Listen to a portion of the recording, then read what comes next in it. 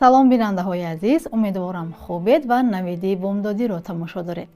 имрӯз чоршанбе 26 апрел аст.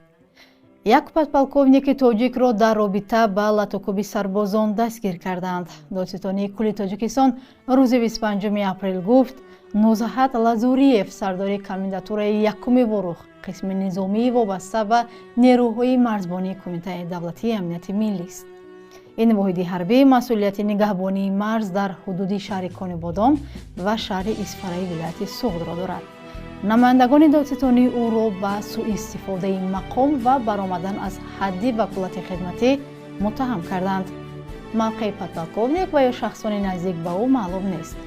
гуфта нашудааст, ки дар латокуби сарбозон ӯ чӣ нақш дошт. аз он пеш мақомот дар бораи боздошти 5 нафар хабар дода, онҳоро ба рафтори хилофи қонуну қоида дар артиш гумонзад карданд.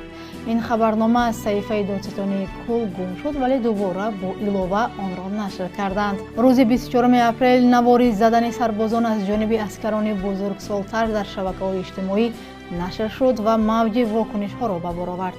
бисёре аз корбарони шабакаҳои иҷтимоӣ рафтори сарбозонро накӯҳиш карда, хоҳони муҷозоти онҳо ва фармондеҳонашон шуданд.